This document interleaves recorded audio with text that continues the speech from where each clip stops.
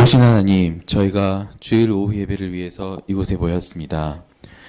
저희가 이제 주님 앞에 나아가며 회개하고 주님의 말씀 듣기를 원합니다. 저희들은 지난 일주일간 강팍한 심령 가운데 있어 하나님과 단절되었다고 느끼기도 하였습니다. 세상의 유익을 쫓으면서 죄의 무게에 짓눌리고 기도의 호흡이 단절되었습니다. 그러나 하나님은 그 가운데서 주님을 찾고자 하는 갈급한 마음을 주셨습니다.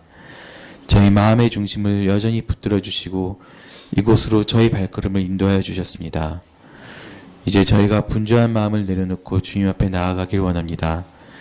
이제는 주님께서 주시는 평화와 기쁨을 누리며 그 말씀의 열매를 맺길 원합니다.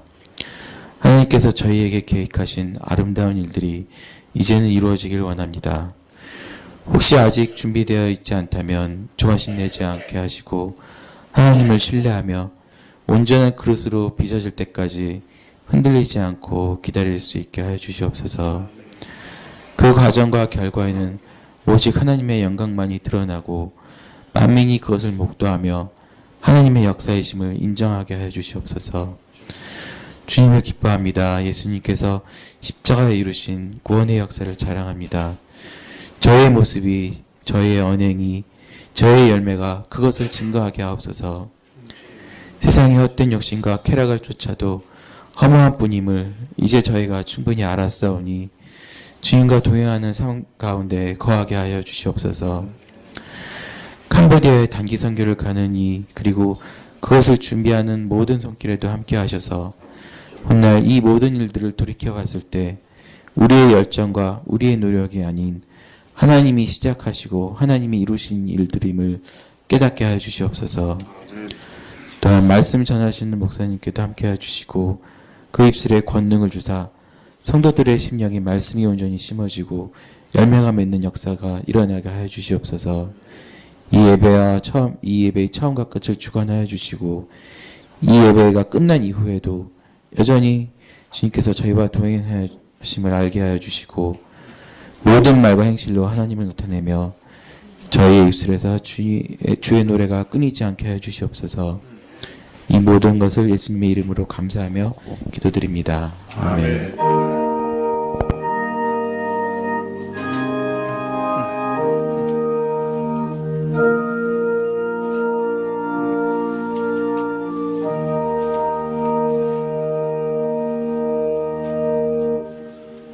예, 말씀은 계시록 16장 8절에서 11절까지의 말씀입니다.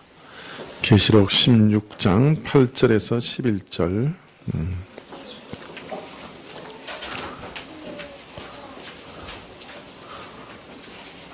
계시록 16장 8절에서 11절.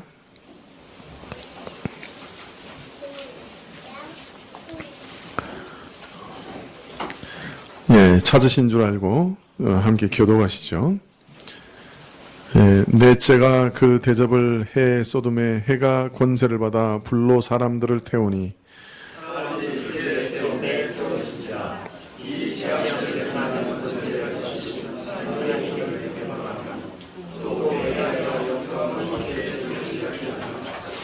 또 다섯째가 그 대접을 짐승의 보호자에 쏟으니 그 나라가 곧 어두워지며 사람들이 아파서 자기 혀를 깨물고 아픈 것과 존귀로 인하여 하늘의 하나님을 회방하고 저희 행위를 회개치 아니하더라. 사실 이제 제가 처음에 성경을 읽을 때 좀 의문이 드는 게 있었어요. 그건 뭐냐면 예수님께서 오시는 것을 가만히 보면 그 뭐 어떤 별 큰 어떤 일 없는데 그냥 갑자기 오시는 것 같이 느껴지는 거예요. 그냥 사람들이 그 뭐랄까요, 방망이 뭐라 그러죠? 그 옷 다듬이질 하다가 가고 뭐 잠자다가 가고 뭐 이렇게 큰 대단히 무슨 엄청난 격변이 있은 이후에 예수님이 오신다 그런 게 느껴지지 않고 그냥 그 일상적인 삶이 그냥 꾸준히 연결되다가 어느 날 예수님이 오신다 이렇게 읽혀지는데 요한계시록에 보면 대단한 전쟁이 있고 난 이후에 그것도 아마겟돈 전쟁이라고 하는 아주 무시무시한 전쟁이 있고 그 이후에 예수님이 직후에 재림하시는 것으로 이렇게 읽혀지는 거예요. 그러니까 이게 뭐 이렇게 조용히 이렇게 우리 삶이 이렇게 연장되어 가다가 하는 게 아니라 전 세계적인 격변과 엄청난 전쟁 이후에 예수님이 오신다. 이렇게 이해가 되는데, 그 공관복음에서 읽는 뉘앙스와 계시록에서 읽는 뉘앙스가 어떻게 이게 연결이 될 수 있는가. 이게 참 처음에 이제 성경을 읽을 때 하나의 고민이었어요. 우리가 이제 다음 주에 드디어 그 아마겟돈 전쟁을 읽게 됩니다. 그래서 이제 모르셨죠? 다음 주가 아마겟돈 전쟁인 줄. 예, 모르셨으리라 생각이 듭니다.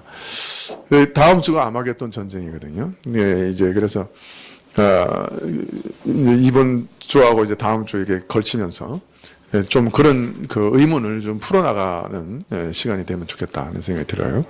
다음 주가 아마겟돈 전쟁인데 다음 주는 통합구역예배입니다.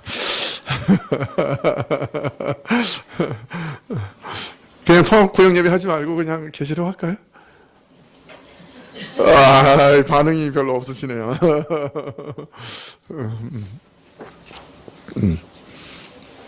아마겟돈 전쟁은 유명하죠. 영화로도 뭐 아마겟돈이라고 하는 전쟁 영화도 나오고. 하여튼 뭐 그거 안 들어보신 분 별로 없을 거예요. 예. 그런데 이제 그 아마겟돈 전쟁이 도대체 뭐냐 한 가지 연결해서 이제 볼 예정입니다. 일곱 대접 재앙을 가리켜서 계시록에서는 마지막 재앙이다, 최후의 재앙이다 이렇게 얘기하셔요. 그러나 이것은 그 시간적으로 최후의 재앙이다라는 말은 아닐 것이라고 말씀드렸습니다. 오히려 하나님께서 자신의 진노를 가장 깊이 드러내신다는 의미로 더 이상 드러낼 수 없을 정도로 철저하게 드러내신다는 의미로 마지막 재앙이다. 이렇게 이해해야 될 것이다. 따라서 앞서 기록한 일곱 인의 계시나 일곱 나팔의 계시와 이 일곱 대접의 계시를 비교하면 시간적인 선후 관계가 뚜렷하지는 않다. 오히려 앞의 계시에서 이미 언급한 내용들을 다시 반복하고 있고, 물론 거기 새로운 내용을 더하고 또 근본적으로 더 깊이 알리는 것이 있지만 시간적인 선후관념을 뚜렷하게 발견하기는 어렵다. 그래서 일곱 인과 일곱 나팔에서 게시되었던 내용들과 쭉 비교해 보면 표현과 내용이 좀 다르지만 결국 같은 내용을 반복하며 기록하고 있다 하는 것을 알 수가 있습니다. 앞에 주신 계시와 마찬가지로 여전히 비유와 상징으로 알리시고 있지만 그럼에도 그 내용이 앞에 것보다는 더 구체적이고 또 새로운 것이 있고 더 깊은 것이지만 그 내용을 또다시 언급하고 있는 것이 아닌가 그런 생각을 갖게 되는 것입니다. 첫째 재앙을 보면 짐승의 표를 받고 우상을 섬기는 자들에게 하나님께서 베푸시는 진노가 독종의 재앙으로 나타납니다. 독종은 우리말로 뭐죠? 쉬운 말로 종기라고 그러죠? 네, 종기가 나옵니다. 그 종기를 정말 그 문자 그대로 악성 피부병을 믿지 않는 사람들에게 주신다고 봐야 되느냐? 우리가 늘 이 성경을 상징으로 봤죠, 계시록을. 그래서 오히려 진짜 악성 피부병으로 이해하는 것보다는 하나님께서 영적 음행 가운데 하나님을 대적하고 우상 숭배하는 것이 얼마나 더러운 것인지, 얼마나 끔찍한 고통을 가져오는 것인지, 얼마나 흉측한 것인지, 그 영적인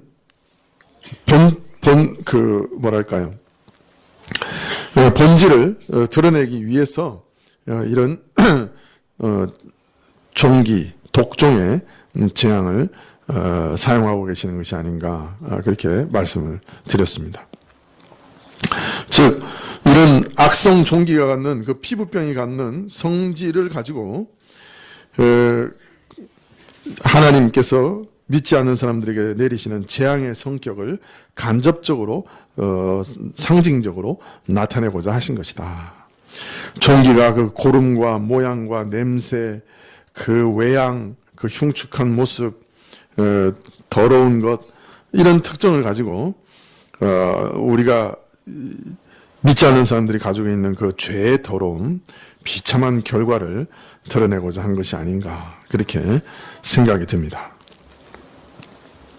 이들이 겪게 될 재앙을 악성 종기의 재앙이라고 한 것은 이들의 영적 더러움과 음행의 흉측함을 여실하게 드러내기 위해서, 이것은 마치 육체적으로 보면 악성 종기와 같이 오랫동안 고통스럽고 끈질기게 괴롭히는 그 무엇이다 하는 것을, 영적으로 이런 역할을 하는 것이다고 하는 것을 보여주시는 것이라고 할 수 있겠죠.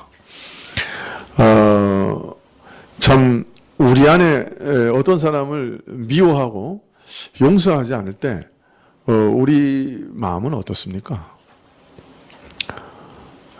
사실은 우리 마음이 거의 지옥같이 변하죠. 내가 정당하고 내가 만일 용서하면 너무 억울할 것 같아서 용서 안 하고 이제 버티기는 하지만, 그러나 그럴 때 우리 마음은 어떤 생명도 없죠. 그리고 아주 지옥같이요.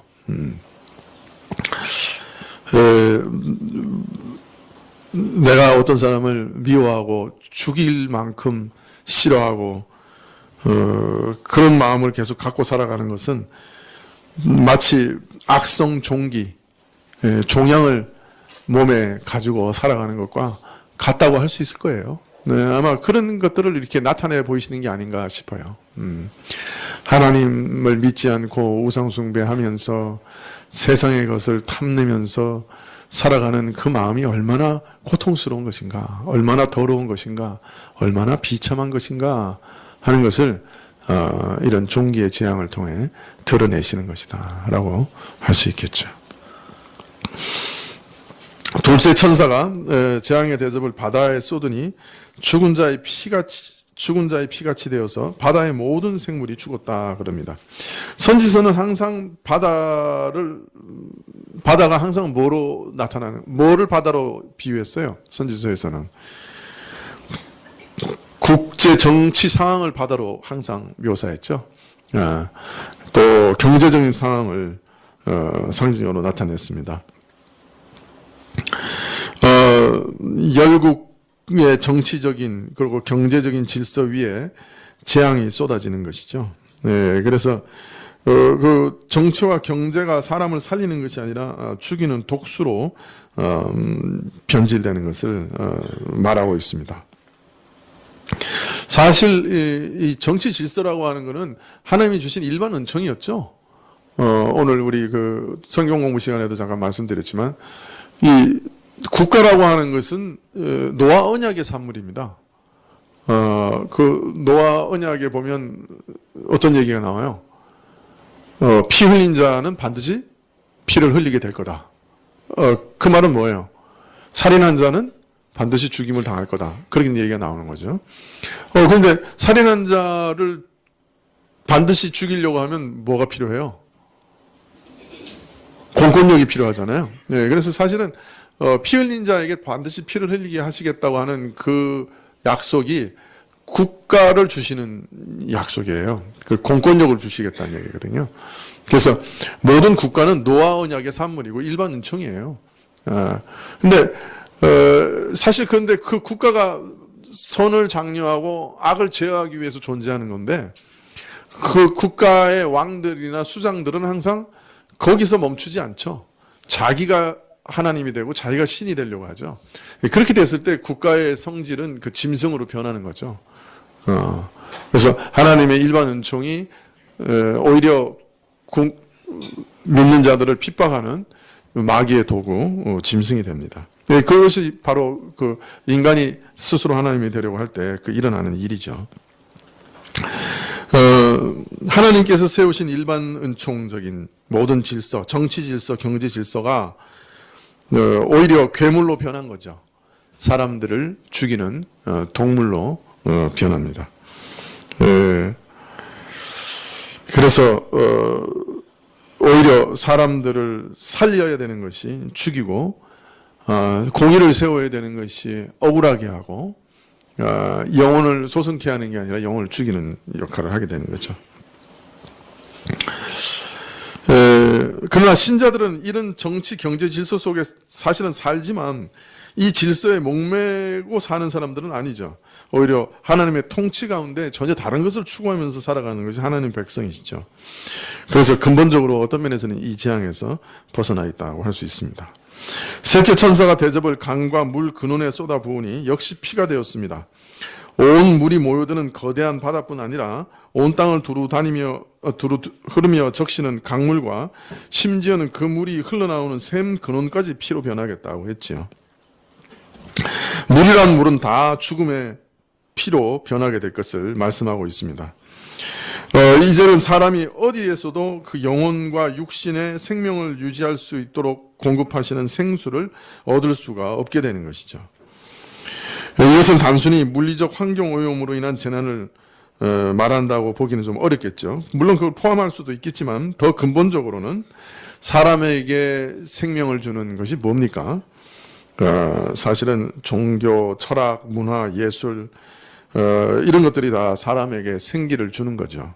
이런 것들이 다 오염되어서 독을 내뿜는 것이 되리라 그렇게 말씀하고 있습니다. 사실 여러분 문화라고 하는 것은 굉장한 것이에요. 사실 문화가 우리 인간에게 이렇게 미치는 영향이라고 하는 것은 생각보다 훨씬 큽니다. 우리 삶으로 생기 있게 살게 하고 어떤 면에서 생명을 가지고 살게 하는 것이 그 어떤 면에서 문화예요. 사람이 사람답게 사는 것 자체가 문화라고 할 수 있습니다. 문화가 없으면 사람은 동물하고 마찬가지 되겠죠. 근데 사실은 이 문화의 근원을 따져 올라가면 모든 문화 옆에 함께 있는 게 뭐냐면 종교입니다. 한번 여러분 그 모든 그러니까 문화라고 하는 것 옆에 뭐가 있었는지 한번 보세요. 사실 그래서 유교 문화, 불교 문화, 기독교 문화 이렇게 얘기하잖아요. 동양의 문화는 항상 밑바닥에 뭐가 있었습니까? 유교가 같이 있었죠. 그죠? 그리고 또 아시아의 대부분의 문화는 그 불교가 같이 있었죠. 서양은 기독교가 같이 있었죠.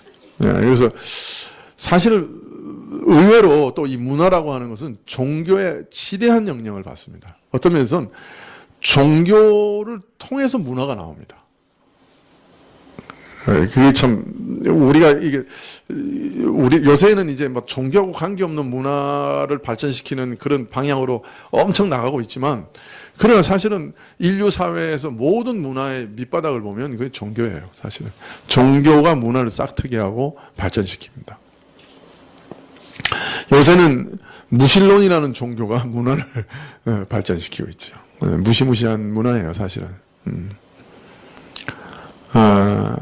근데 이것이 다 죽음으로 변하는 거죠. 다 죽음으로 변하는 거죠. 사람을 살려야 되는 문화가, 사람을 살려야 하는 종교가 다 죽음으로 변하는 것을 얘기하는 것이죠.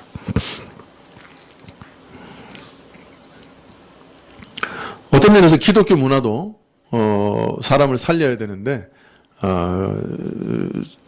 그것이 변질돼서 죽음으로 몰아넣는 것까지 여기 포함되어 있는지도 몰라요. 그러면 어디에도 사람은 생명을 얻을 길이 없죠. 사실은.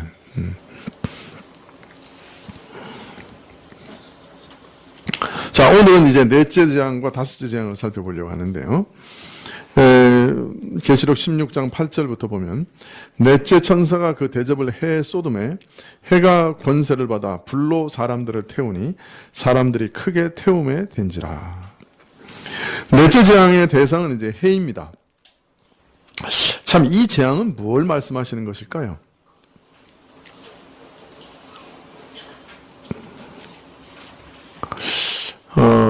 천체 중에서 가장 큰 영향을 미치는 것이 태양이고 정상적인 질서와 한계를 벗어나서 그 빛의 변고가 생긴다고 하시는데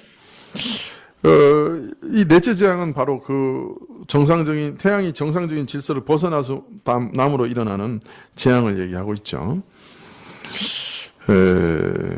뭘 얘기하는 걸까요? 태양계의 물리적인 질서가 붕괴되는 걸 얘기할까요?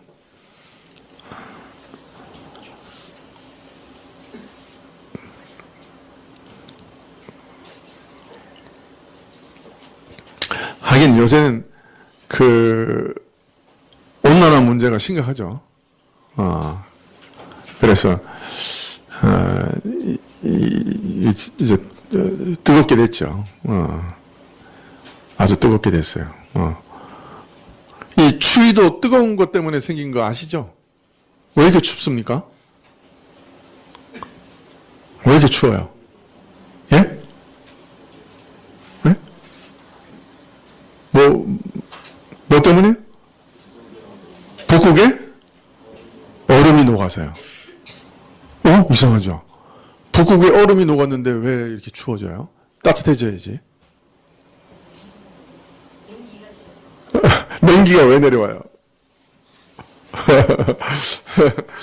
이게 여름에 하도 그 북극의 얼음이 녹으니까 북극 위에서 이 한기를 갖다가 북극 안에만 가둬놨던 제트기류가 힘을 잃는 거예요. 온도가 높아지니까 북극이. 그러니까 제트기류가 찬 기온을 다 못 감싸고 이 찬 기운이 이렇게 제트기류의 세력을 벗어나서 밑으로 내려오는 거예요. 그래서 지구 온도가 올라가기 때문에 겨울이 더 추워지는 거예요. 북반구나 남반구나 마찬가지로. 이거 제트기류가 못 붙잡고 있는 거예요. 찬 기운을. 그래서 이게 느슨해져 가지고 내려오는 거예요. 제트기류가 강하게 되려면 여름에 그 얼음이 많이 얼어야 되는데 이 얼음이 여름에 많이 녹으니까 제트기류가 냉기를 못 잡고 있고 그래서 겨울에 이 냉기가 우리 한국까지 이렇게 내려오는 거예요. 그래서 추워지는 거죠. 그러니까 앞으로 겨울이 더 추워질 가능성이 높아요. 이런 걸 얘기하는 걸까요, 지금? 태양이 지금 막 지글지글 타가지고 다 녹이잖아, 지금 막. 지금 과학자들이 심각하게 생각하는 것 중에 하나는 이 대기 중에 일산화탄소의 농도예요. 일산화탄소가 우리는 지금 이산화탄소 때문에 온도가 높아지고 있잖아요. 그런데 일산화탄소 농도가 조금만 더 올라가면 사람이 살 수 없을 정도 될 거라고 그래요. 그것도 저 온난화 때문에 그렇다고 그래요. 제가 자꾸 이렇게 여러분의 삶을 지금도 긴장이 되는데 또 앞으로 걱정거리를 더 던져드리고 싶지는 않아요. 제가 이렇게 많이 읽어보니까 걱정거리가 엄청 많더라고요, 사실. 그러나 염려하지 마세요. 제가 확실히 아는 건 예수님 재림할 때까지 이 지구는 존재하고, 사계절은 반드시 있을 거예요. 예수님, 하나님 약속하셨거든요. 그것도 기우라. 그러니까, 온난화나 너무 염려하지 마세요.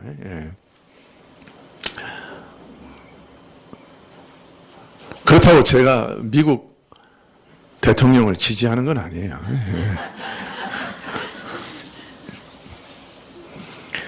자, 그러면 이게 도대체 뭘 얘기하는 걸까요? 태양이 크게 사람을 태운다.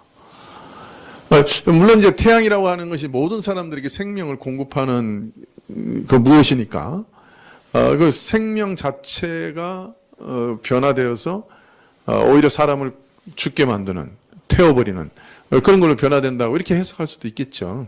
그런데 그렇게 되면 물 근원이 피로 변하는 거나 똑같아져요, 사실은. 그럼 이건 뭔가 좀 다른 걸 얘기할 텐데, 그럼 뭘 얘기하는 것일까? 계시록 7장 15절 이하에 보면 이런 말씀이 있습니다. 그러므로 그들이 하나님의 보좌 앞에 있고 또 그의 성전에서 밤낮 하나님을 섬김에 보좌에 앉으시니가 그들 위에 장막을 치시리니 저희가 다시 줄이지도 아니하고 목마르지도 아니하고 해나 아무 뜨거운 기운이 상하지 아니할지니. 이 계시록 7장 16절에서 목마르지도 않고 해나 아무 뜨거운 기운이 상하지 않게 하실 사람들이 누구예요? 예? 14만 4천이요. 그 하나님 앞에 나온 그 흰옷을 입은 큰 무리. 그러니까 다른 말로 말하면 이 사람들은 누구를 얘기하는 거예요? 천상에 있거나 이 땅에 있거나 모든 성도들은 하나님께서 이런 은혜를 베푸신다는 거예요. 자, 그러니까 지금 이 말씀하고 태양이 크게 열기를 내서 사람들을 불태우는 것하고는 정반대죠. 그죠?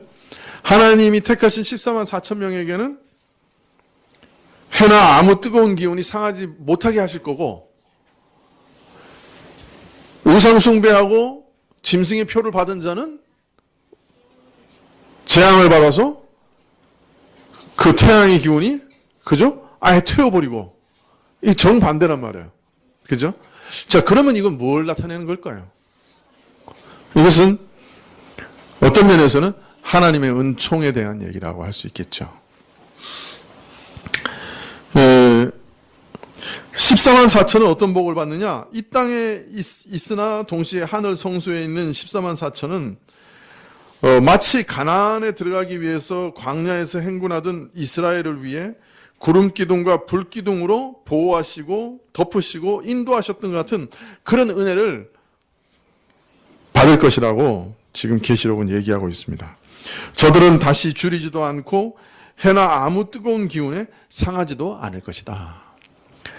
자, 이처럼 하나님이 14만 4천 이 땅에 있지만 또한 동시에 하나님 우편에 있는 참 이 14만 4천을 이렇게 보호하시는 것에 반해서 믿지 않는 자들, 하나님을 배반하고 우상 숭배하고 짐승의 표를 받는 자들은 해가 권세를 받아 불로 그 사람들을 태우게 될 거다. 이렇게 말하고 있는 것이죠.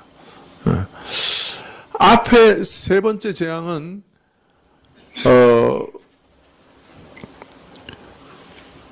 사람에게 생명을 주는 것이 차단되고 그것이 죽음이 되는 것이라고 하면, 어떤 면에서 네 번째 재앙은 사람들을 보호하는 보호장치가 사라지는 것을 얘기하는 것이 아닌가, 그렇게 생각되어집니다. 출애굽한 이스라엘이 행진한 광야는 정말 뜨거웠죠. 밤과 낮의 일교차가 50도 정도 된다고 그래요. 지금도 50도면 어마어마하죠. 그죠? 일교차가 50도면 어마어마한 거죠. 그래서 하나님께서는 이 광야에서 행진하는 사람들에게 구름 기둥으로 보호하셨다고 그래요. 지난번에 최모 장로님 이스라엘 가셨는데 혹시 광야 이번에 가보셨어요? 에어컨 달린 차로 에어컨 달린 차로만 달리셨답니다. 그 수학여행단이, 우리 그 합신의 수학여행단이 그 이제 광야 체험을 한번 하자고 해서 광야로 갔어요. 들어갔는데 운전기사분이 갔다가 30초 드릴 테니까 오세요. 3분 드릴 테니까 오세요. 그랬대요. 3분. 그러니까 이 사람들이 나가면서 전부 불평을 했다는 거예요. 아니, 그 돈 많이 들여가지고 광야 체험하려고 여기까지 왔는데 3분이 뭐냐. 그래도 최소한 30분은 줘야지. 그러니까 막 이제 항의를 하니까 운전기사가 그럼 30분 있다 오세요. 그러고 내려갔다는 거예요. 딱 내려가는데 순간 사우나에 들어오는 것 같고 숨이 딱 막히더라는 거예요. 그 에어컨 있는 데서 딱 나가니까. 그래가지고 모든 사람들이 거의 30초 만에 들어왔대. 그 뭐 광야 체험이고 뭐고. 그런 곳에서 40년을 산 거예요, 이스라엘이. 그러니까 하나님께서 구름 기둥으로 보호해 주시지 않으셨으면 못 살았을 겁니다. 그죠? 구름 기둥으로 보호하시고, 밤에는 또 얼마나 추워요. 이게 50도 차이니까. 그러니까 불 기둥으로 함께 하신 거예요. 그래서 살려주신 거예요. 거기서 보호하시고 살려주신 거예요. 마치 그거와 같이 이 땅의 모든 신자들도 이 광야 같은 세상에서 우리는 잘 알지 못해도 하나님께서 지금도 구름 기둥으로 보호하고 계시는 거예요, 우리를. 지금도 보호하고 계시는 거예요. 불기둥으로 우리를 따뜻하게 해주시고 너무 세상 광야에서 혹독하게 당하지 않도록 구름기둥으로 보호해 주시는 거예요. 속으로 그렇게 생각할지 몰라요. 얼마나 고통스럽고 얼마나 힘들고 사는 게 짜증스럽고 정말 힘든데 이게 보호입니까? 보호가? 이러는 마음으로 이제 여러분이 지금 몇 사람은 그렇게 생각하고 있을지 몰라요. 그러나 그게 보호예요. 하나님께서 만일 보호하시는 손을 이렇게 거기서마저 이렇게 딱 빼시면 우리는 상상도 할 수 없는 환난을 당하고 고통을 당하게 될 거예요. 참 하나님 은총 아래 피하지 못한 수많은 영혼들은 이 땅의 삶의 의미를 알지 못하고 방황합니다. 정말 왜 사는지 모릅니다. 또 어떤 진리도 인정하지 못합니다. 모든 것이 상대화되어 있습니다. 모든 도덕적인 잣대도 무너져 있습니다. 며칠 전에 그 해외 토픽에서 충격적인 사건이 하나 나왔는데요.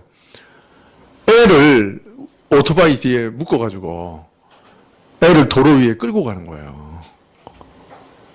그래가지고 이제 그거 너무 이상한 장면이잖아요. 그래서 사람들이 달려가서 이제 그 오토바이를 잡았어요. 그래서 아니 애를 이렇게 학대하면 되느냐? 애를 어떻게 오토바이 밑에 뒤에다가 끌고 이렇게 달릴 수 있느냐? 그랬더니 그 여자가 오토바이를 운전하고 있는데 그 여자분이 하는 말이 쟤 내 애다. 내가 애를 지금 훈육 중이니까 니들은 상관 마라.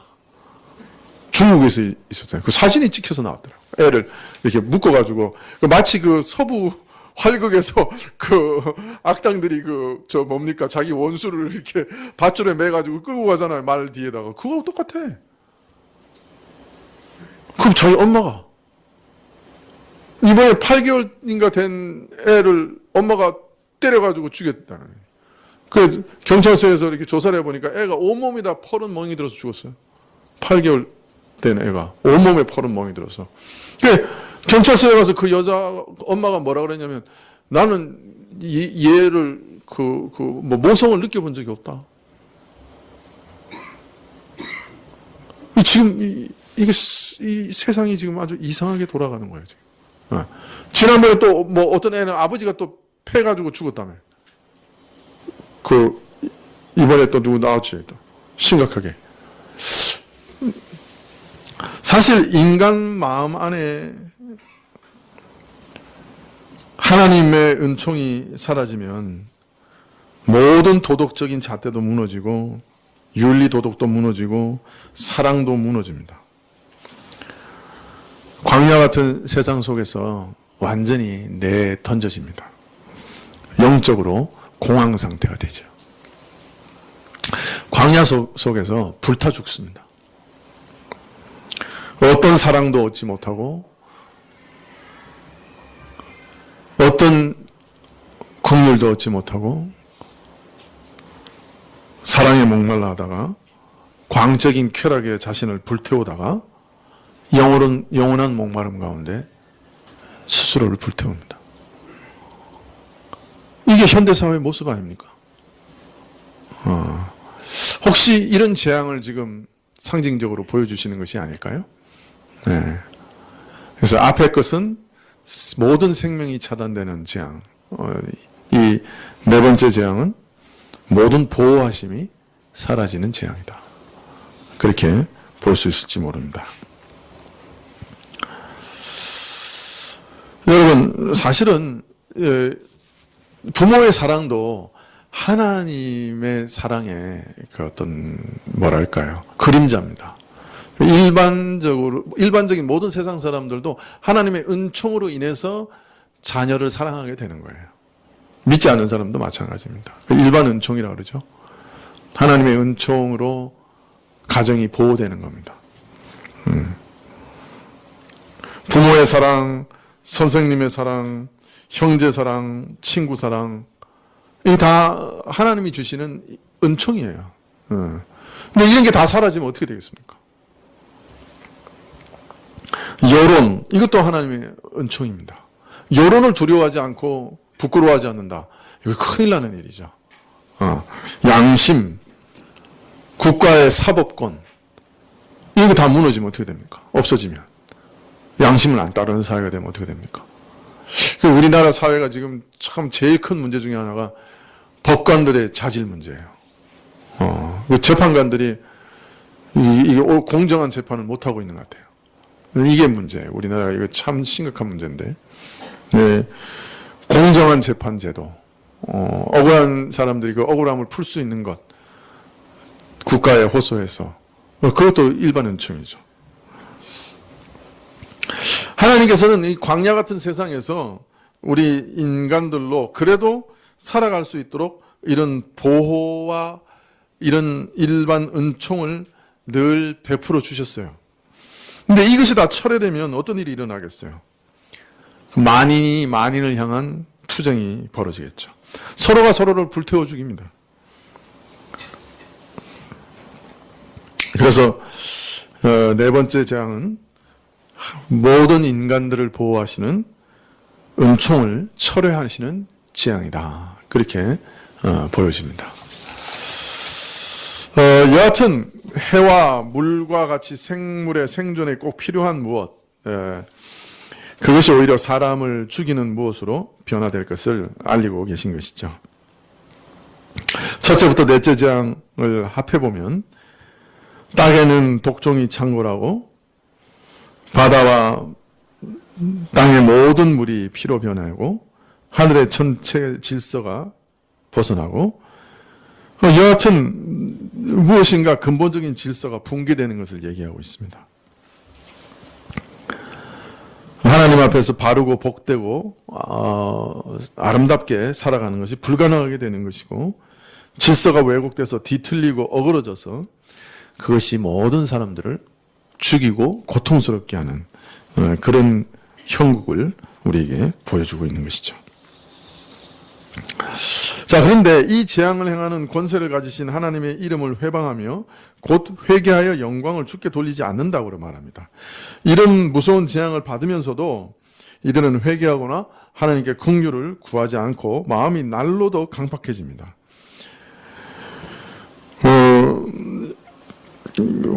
참 좀 얻어맞으면 회개할 것 같은데 회개하지 않는 거예요.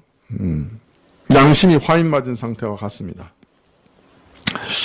극심한 고통을 당하는데 내면은 부드러운 마음이 사라지고 도끼만 가득 남았습니다. 사랑과 은혜의 마음은 그림자도 찾아볼 수 없습니다. 증오와 살기와 원망만 그 마음에 가득합니다. 이것이 사실은 지옥의 고통이라고 할 수 있겠죠. 이들이 이렇게 무서운 재앙을 받으면서도 여전히 하나님을 회방하고 회개치 않고 하나님께 영광 돌리지 않는 것은 꼭 애굽의 바로와 같습니다. 네. 우리가 바로를 보면 참 신기하죠. 그 고통 당할 때만 아이고 잘못했다 그래놓고 그것만 사라지면 또 계속 고집 피우죠. 네. 거듭된 재앙에도 불구하고 하나님께 굴복하지 않는 이스라엘의 완악함을 이 재앙을 당하는 사람들 속에서 떠올리게 됩니다. 그런데 연이어 쏟아지는 재앙의 고통을 겪으면서도 여전히 하나님을 회방하는 저들의 이러한 완악한 모습은 이 일곱 재앙이 시간적으로 마지막 예수님 오시기 직전에 재앙들을 모아놓은 것은 아니다 하는 것을 보여줍니다. 만일 이 보응이 완전히 종결되는 보응, 최후의 심판을 가리키는 것이라고 하면 하나님을 대적하고 회개치 않는 일들이 지속되는 것은 일어날 수 없는 일이죠. 만약 이것이 최후의 심판을 뜻한다고 하면 이거 회방이고 뭐가 없죠. 그 바로 끝이니까. 그러니까 그렇지만 이 재앙은 계속해서 이 일을 당하는 자들이 하나님을 회방하고 회개치 않는다고 계속해서 말씀하고 있어요. 그러므로 이 일곱 재앙은 상당 기간 지속되는 재앙이다 하는 것을 우리가 알 수 있습니다. 자, 다섯째 천사가 그 대접을 짐승의 보좌에 쏟으니 그 나라가 곧 어두워지며 사람들이 아파서 자기 혀를 깨물고 아픈 것과 종기로 말미암아 하늘의 하나님을 비방하고 그들의 행위를 회개하지 않는다 이렇게 얘기합니다. 다섯째 대접을 재앙을 쏟았는데 어디에 쏟았냐면 짐승의 보좌에 쏟았어요. 그러자 그 나라가 어두워졌다 이렇게 얘기합니다. 여기서 말하는 어두움은 단순한 물리적인 어두움은 아니겠지요. 왜냐하면 짐승의 보좌에 재앙이 쏟아졌고 짐승의 나라에 어두움이 임한 것으로 나타나기 때문입니다. 이 보좌라고 하는 건 통치죠. 그죠? 통치하는 곳이죠. 네. 거기 이제 재앙이 쏟아지고 그 짐승의 나라가 어두워졌어요. 통치자가 앉아서 통치를 베푸는 자리인 보좌에 재앙이 쏟아졌고 그것이 어두워졌습니다. 보좌는 짐승의 통치 권세를 상징한다고 할 수 있겠죠. 네, 짐승의 보좌에 재앙을 쏟았다고 하는 것은 결국 짐승의 통치 권세가 무너뜨려지며 무력화되는 것, 아니면 짐승의 통치 그 자체가 재앙으로 변하는 것, 그런 것을 뜻할 것입니다. 여하튼 이로 말미암아 초래된 불행한 결과를 두고서 그 나라가 짐승의 통치 영역이 그가 다스리는 왕국이 어두워졌다 이렇게 말합니다. 다른 말로 말하면 짐승의 통치가 빛을 잃고 제 기능을 잃어버렸다는 뜻이겠죠. 더 적극적으로는 빛이 사라지고 어두움이 지배하는 영역이 되었다. 그런 뜻입니다. 사단이 통치하는 그 지배 영역은 나름대로 사람을 미혹할 만한 영적 매력을 가지고 있습니다. 사람을 끄는 뭐를 가지고 있어요. 여러분, 유혹받을 것이 없는데 우리가 유혹을 받겠습니까? 그러나 세상은 실제로는 굉장히 강렬한 매력을 갖고 있습니다. 세상의 권력과 힘은 우리로서는 감당할 수 없을 만큼 강력한 것이에요. 제가 이 군에 있을 때 아주 특별한 학교에 그 교무과에 있었습니다. 네, 이 학교에서는 지금도 이렇게 그 학교는 비밀인데요. 제가 비밀 취급 2급 인가자였거든요. 거기서 졸업하는 사람들 다 이제 비밀 취급하는 사람들이었어요. 예. 근데 이 사람들이 그 당시에 이제 뭐 정보사라고 하는데 이런 데도 가고 뭐 보안 부대 뭐 이런 데도 가고 뭐 여러 이렇게 비밀 취급하는 데로 가는 이제 그런 학교인데요. 네. 이제 30년 지났으니까 얘기해도 되겠죠. 네.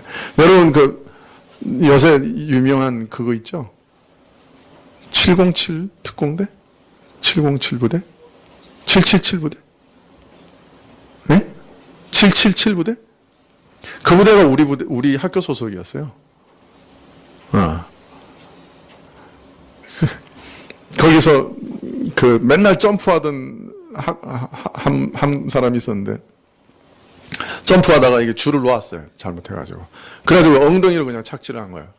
그래가지고 그 신경마비가 왔어요. 그래가지고 그 오줌을 못 가려가지고 항상 이렇게 그 기저귀를 차고 다녔어요. 그 777 특공대로 활약하면서 기저귀를 차고 다니는 거예요. 괜히 나하고 보초로 서로 나가면 맨날 나한테 앞에서 우는 거예요. 자기 인생이 이제 끝났다고. 맨날 울고 그랬어요. 근데 이제 거기서 나온 사람들이 이렇게 일반 부대에 가면 엄청 위세가 강해요.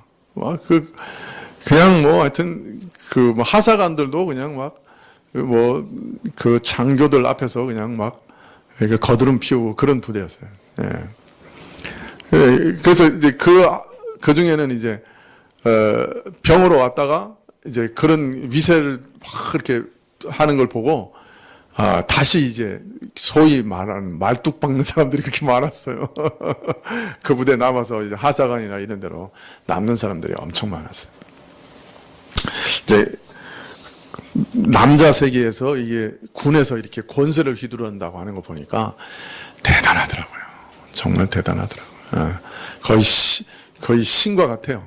그 군에서 이게 권세를 휘두르는 사람들은 군에 갔다 온 분들은 알 거예요. 저희도 하여튼 말썽 피우는 병장이 하나 있었는데 하여튼 이 사람은 밤만 되면 월담회에서 나가서 소주를 마시고 오는 거예요. 소주를 마시고 와서 뭐 별의별 행패를 다 부리고 그냥 내후반 여기서부터 저기까지 다 토해내고 막.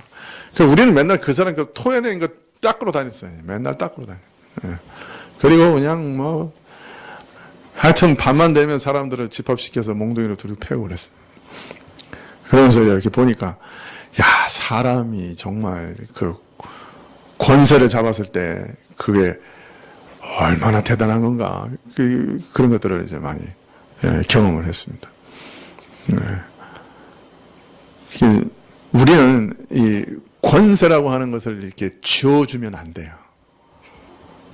쥐어주면 이게 어디로 사람이 변할지, 어디로 튈지 몰라요. 그만큼 매력적인 거잖아요. 그 왕들이 종종 자기 아들하고 권세해가지고 싸우잖아요. 그죠? 심지어는 자기 아들을 죽이기도 하잖아요. 측춘모 같은 경우는 자기 아들하고 권세해가지고 싸우다가 안 되니까 술 2잔을 딱 가지고 오잖아요. 하나는 독을 넣고 하나는 술을 넣고 아들한테 내밀잖아요. 네가 골라라. 네가 하나 고르면 나도 하나 골라서 마시겠다. 네가 죽든지 내가 죽든지 하잖아요. 그래가지고 아들이 그 독을 골라서 먹고 죽잖아요. 측춘모가 계속해서 권세를 유지합니다. 그 정도예요. 권세라고 하는 게 그 정도로 매력적인 거예요. 이 사단의 권세라고 하는 것도 어마어마하게 매력적인 거예요. 그러니까 사람들이 거기 매달리는 거죠. 하여튼 그 권력이라고 하는 것을 경험해 본 사람들은 그 권력이라는 게 얼마나 대단한가, 또 그게 얼마나 매력적인가, 이런 거를 다 알죠. 또 문화가 우리 눈에 비치는 거는 참 얼마나 찬란하고 세련된 것인지 우리를 이렇게 부지중에 이렇게 끌고 가는 거예요.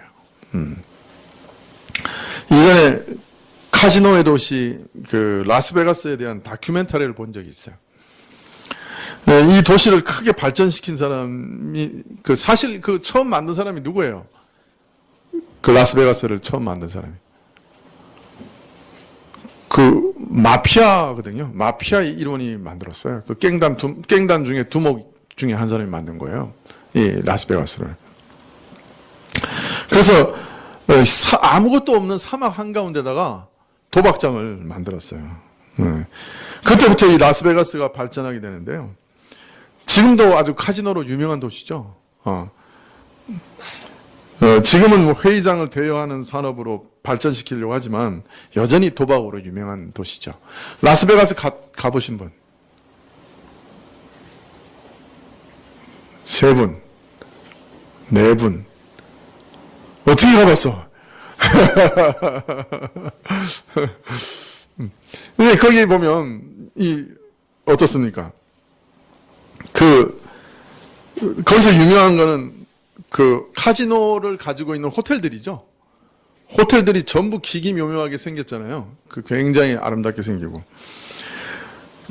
그래서 호텔들에게 많은 비용과 노력을 들여서 짓고 어떤 문화공간보다 아름답고 현란하게 지었어요. 그 다큐멘터리를 보니까 호텔 앞에도 뭔가 엄청난 걸 많이 만들어 놨어요. 그래서 어떤 데는 호수를 만들고 거기서 아주 현란한 분수쇼를 막 하게 만들고, 또 어떤 데는 호텔 앞에 큰 산을 만들었는데 산에서 막 불이 막 토해지는 화산하는 것처럼 막 불이 토해지고, 하여튼 어떤 거리에 가면 하늘을 전부 인공 하늘로 덮어가지고 하늘에서 막 쇼를 막 보여주고. 근데 거기 보니까 LG가 만들었다 그러더라. 그거를. 이런 번화한 거리와 현란하고 세련된 조명으로, 그리고 어떤 예술 작품들 이런 것들도 호텔에 그냥 막 전시하고 이런 것들이 그냥 사람들을 압도하는 거예요. 어떤 호텔 로비는 그냥 완전 꽃으로 가득 채워놔가지고 그냥 사람들이 들어가면 아주 황홀하게 이렇게 만들게 하고. 참 어떤 면에서는 고상하고 아름다운 낙원을 연상시키는 도시죠. 그런데 사실 그 도시가 어떤 도시입니까? 네? 사람들의 영혼을 피폐시키고 가산을 탕진하게 하고 망하게 하는 도박의 도시죠. 거기다가 라스베가스는 미국에서 가장 이혼을 쉽게 만들어 놓은 도시예요. 그래서 미국에서 이혼하고 싶은 사람들은 번거로운 절차 없이 이혼하려고 라스베가스로 몰려와요. 그래가지고 라스베가스가 엄청 이혼하는데 개방적이라서 그냥 다 이혼하러 오는 거예요. 그러니까 이혼의 도시이기도 하고. 근데 또 결혼도 엄청 간단해서 결혼의 도시이기도 하고.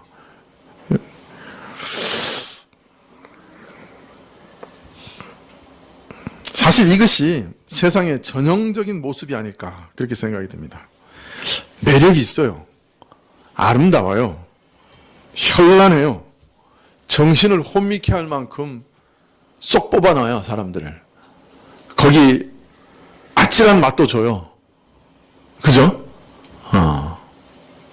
그런데 한꺼풀만 딱 벗겨놓으면 거기는 참된 것이 하나도 없어요. 거룩한 것이 하나도 없어요. 찬란한 빛으로 충만한 것 같은데 한 걸음만 안으로 집어넣으면 예외 없이 영혼을 마비시키고 타락시키고 깊은 어둠이 거기 스며들어 있어요. 진짜인지 모르겠지만 라스베가스에는 소매치기가 없대. 소매치기 하면 경찰이 그 사람 잡아가는 게 아니고 갱단이 잡아간대. 소리 소문 없이. 그래서 의외로 거기가 범죄가 없대요. 마피아가 지켜줘서.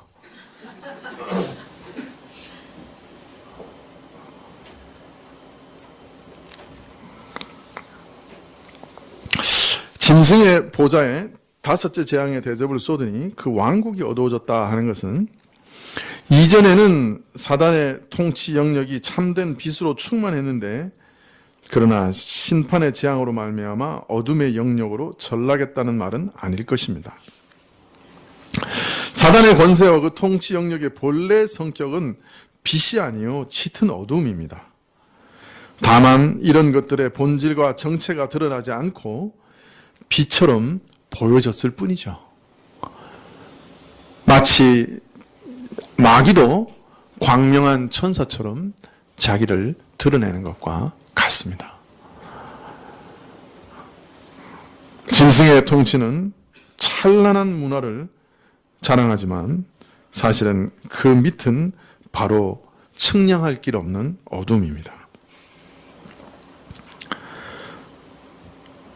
그 겉모습이 사라지고 그 정체가 드러나면 어두움이 드러나죠. 생명의 빛이 사라진 죽음과 저주의 영역이 드러나는 것입니다.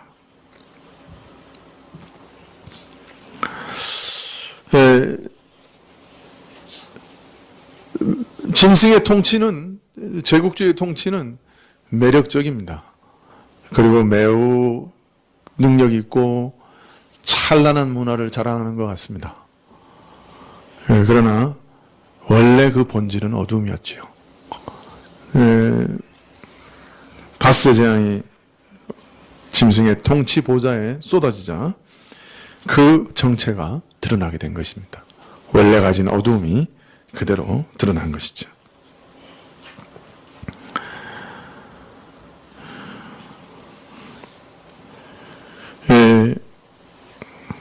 내적 차원에서, 영적 차원에서 빛이 붕괴되고 어둠이 드러났습니다. 그 통치로 인한 불행과 고통이 이제 평만하게 드러나게 된 것이죠.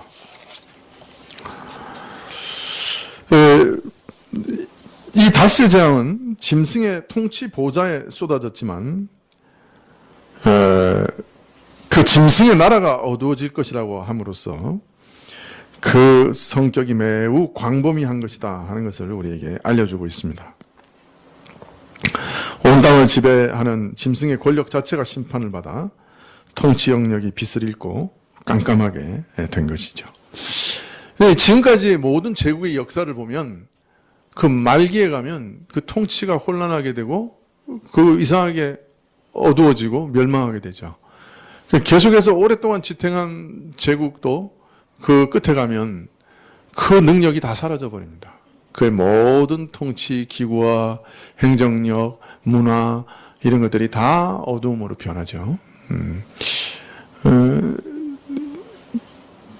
짐승의 권력은 늘 그런 말로를 갖게 되어 있습니다. 10절 하반절에 보면 사람들이 아파서 자기 혀를 깨물고 아픈 것과 종기로 말미암아 하늘의 하나님을 비방하고 그들의 행위를 회개하지 아니하더라. 사단의 통치 영역이 어둠으로 드러나 그 정체가 밝혀짐으로써 그 어둠의 실상이 드러날 때 사람들은 고통을 이기지 못하고 자기 혀를 깨물 것이라고 말합니다. 근데 우선 여기 보면 고통과 종기로 인해서 하나님을 회방하고 라고 말하고 있는데요. 이 종기는 어디서 나온 거예요? 첫째 재앙에서 나온 거죠. 예, 그렇기 때문에 우리가 짐작할 수 있는 것은 7 재앙은 차례대로 하나가 끝난 다음에 다음 재앙이 임하는 것이 아니라 동시에 여러 가지 재앙이 함께 닥치거나 또는 재앙들이 계속 누적되는 그런 재앙이다 하는 것을 알 수 있습니다. 왜냐하면 5번째 재앙에 다시 첫째 재앙의 독종이 나오고 있기 때문에 그렇습니다. 그래서 계속해서 누적되는 재앙이거나 동시에 쏟아지는 재앙이다. 그런 것을 알 수 있습니다.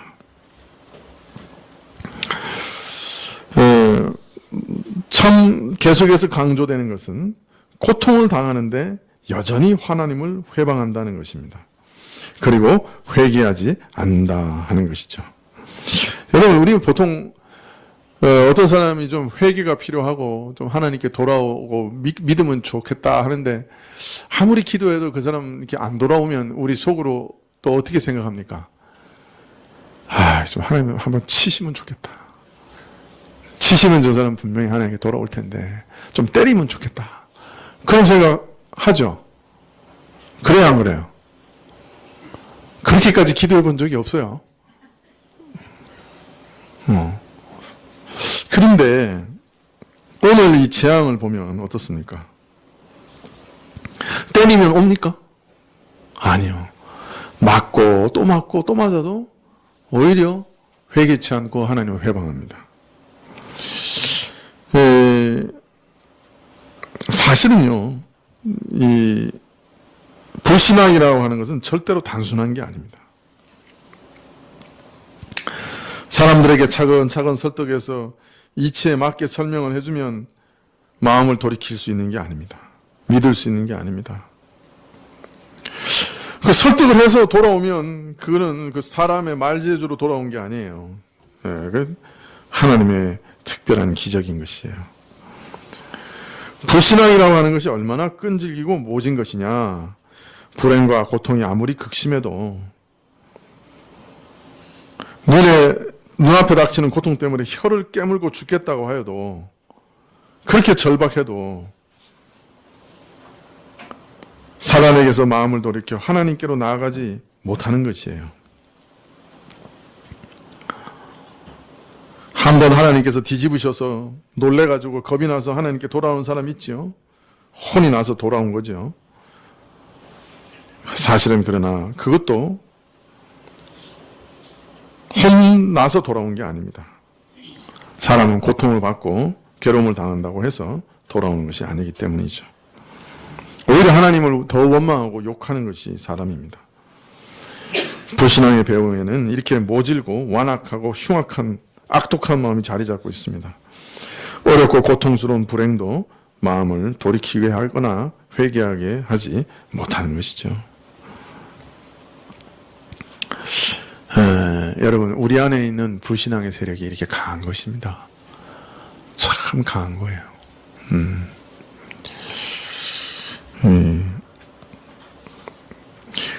만일 하나님께서 그냥 작은 깁친만 하셔도 하고만 하셔도 조금만 본인의 마음이 편치 않으시다고 우리에게 사인만 하셔도 우리가 부르르 떨고 회개하고 이런 사람은 정말 은혜 받은 사람이에요. 아주 은혜 받은 사람이에요.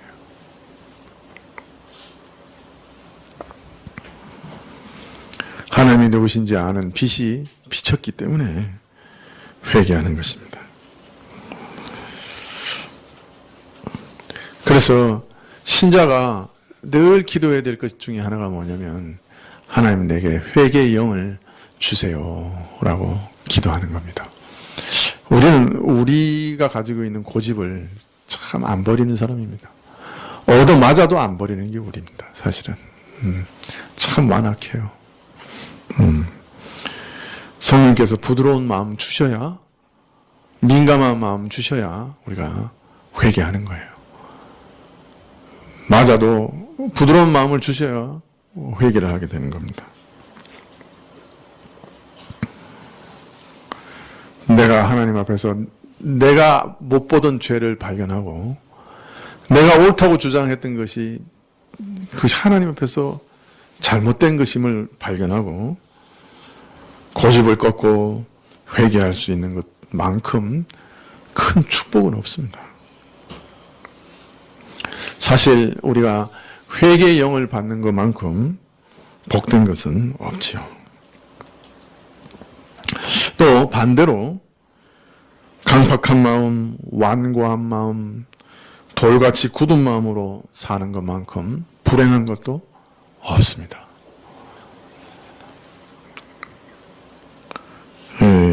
참 기도하는 것은 저나 여러분이나 다 하나님께서 부드러운 마음 주시도록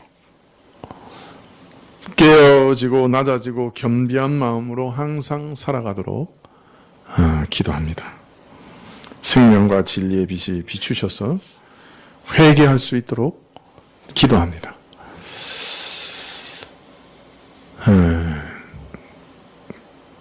이제 목회자는 늘 그저 사람의 영혼에만 관심이 있으니까 다른 사람 눈에 안 보이는 것들이 간혹 보여요. 저분이 지금 마귀의 시험을 받는구나. 저분 마음이 돌같이 굳어가는구나. 이런 것 보게 돼요. 그러면 이제 참 목회자는 무릎을 꿇지 않을 수가 없죠. 뭐 목회자가 어떻게 할 수 있는 게 아니니까. 그러니까 기도하고 또 기도할 수밖에 없는 거죠. 성령의 겸손한 은혜를 받으면 이상해요. 그 사람 눈빛부터 달라져요. 처음에 눈빛부터 달라져요. 그 은혜를 누리게 되죠. 근데 마음이 완악해지면 이상해요. 그러니까 그 눈빛부터 다 달라져요. 참 그렇게 부드럽고 아름답던 그런 모습이 아주 사나워져요. 참 신기해요. 어떻게 한 사람이 저렇게 변할 수 있는가? 그렇게 생각될 정도로 변하기도 해요. 우리 인생 가운데 항상 깨어있는 것이 참 힘들죠. 그러나 항상 겸손하게 회개의 영을 주십사 기도하는 우리 성도님 되시기를 축원합니다. 기도하시겠습니다.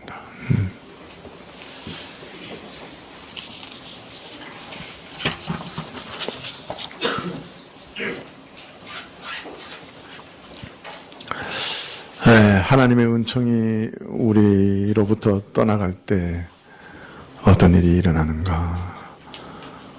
하나님의 보호하심이 우리로부터 떠나갈 때 우리는 어떤 일을 경험하게 되는가? 오늘 두려운 마음으로 말씀을 읽었습니다. 또 우리가 그렇게 탐내고 그렇게 참 소망하고 그렇게 원하고 그렇게 갖기를 원하고 또 추구하고 바라보는 그 짐승의 권세, 권력, 문화의 찬란함 이런 것들이 사실 얼마나 깊은 어둠 속에 있는 것인가 하는 것도 배웠습니다. 주님 우리 눈을 열어주시기를 원합니다. 그래서 우리 자신을 늘 볼 수 있게 해주십시오. 객관적으로 우리의 모습을 주의 말씀에 비추어 볼 수 있는 참 눈을 열어주십시오. 그리해서 진심으로 회개할 수 있도록 은총을 베풀어 주십시오. 이 땅의 것들에 현혹되지 않도록 이 땅의 모든 좋은 것들의 정체도 사실은 우리에게 보여주십시오. 우리가 그토록 원하는 것들이 그 밑바닥에 어떤 어두움을 갖고 있는지 우리로 보게 해 주십시오.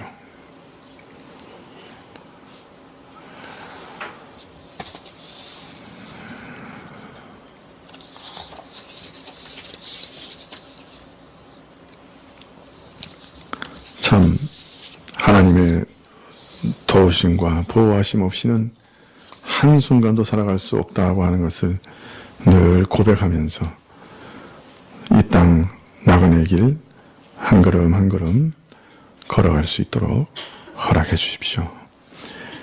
예수님의 이름으로 기도합나이다. 아멘.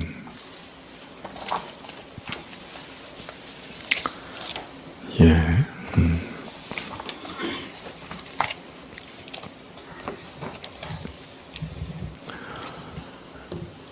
다음 시간은 이제 아마겟돈 전쟁에 대해서 살펴보겠습니다.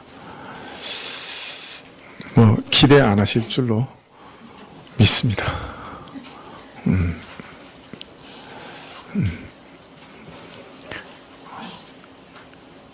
사실 지금까지 우리가 쭉 들어왔던 그 계시록의 대부분의 내용은 그 세대주의라고 불리우는 하나의 독특한 신학적인 주류에서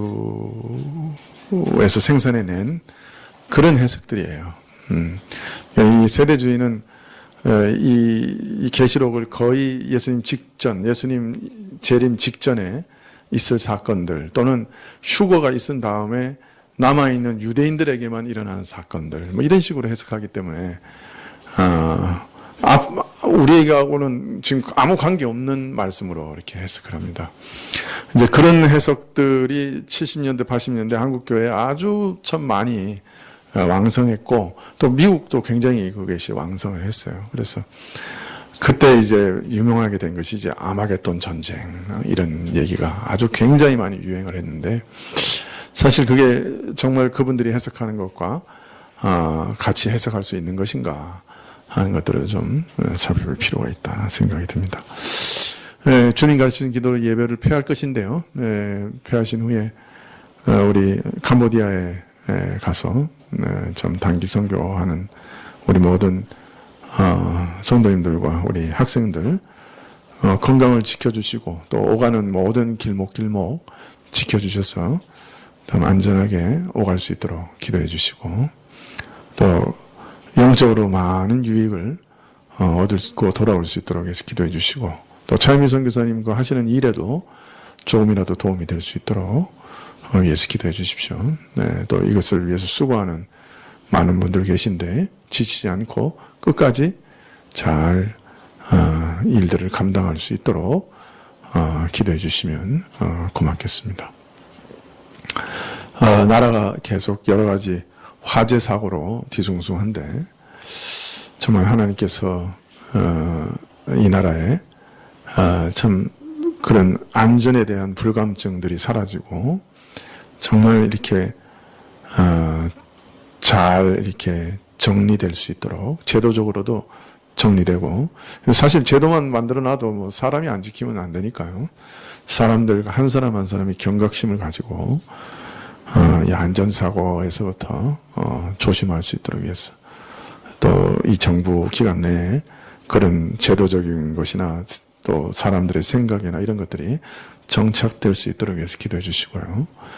또 이 평창 올림픽을 통해서 또 하나님이 하실 일들을 하시도록 위해서 좀 기도해 주시면 좋겠습니다. 네, 주님 가르치는 기도로 예배를 마치겠습니다. 하늘에 계신 우리 아버지시여, 이름이 거룩히 여김을 받으시오. 나라의 임하옵시며 뜻이 하늘에서 이룬 것 같이 땅에서도 이루어지이다. 오늘 우리에게 일용할 양식을 주옵시고 우리가 우리에게 죄 지은 자를 사하여 준 것 같이 우리 죄를 사하여 주옵시고 우리를 시험에 들게 하지 마옵시고 다만 악에서 구하옵소서. 대개 나라와 권세와 영광이 아버지께 영원히 있사옵나이다. 아멘.